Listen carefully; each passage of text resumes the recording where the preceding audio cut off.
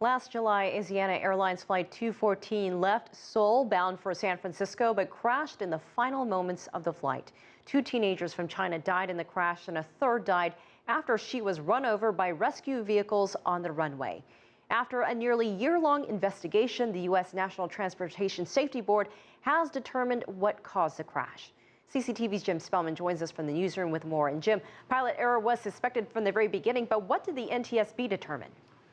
That's right, Elaine. And this report does blame the pilots for coming in too low and too slow, causing the plane's landing gear to clip the seawall at the end of that runway. But they also point to the plane's automation systems. They say the pilots didn't properly manage these systems and accidentally switched off an autopilot feature that could have prevented the crash.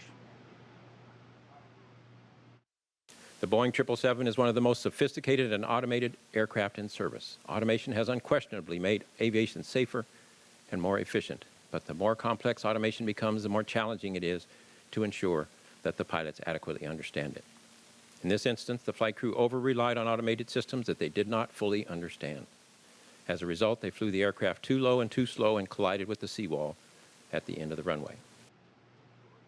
The NTSB stopped short of calling the pilots incompetent and have called for more training on these very complex automation systems, Elaine. And Jim, did we learn anything more about how these three young women died? The report says that two of the young women were most likely not wearing their seatbelts and were thrown from the plane.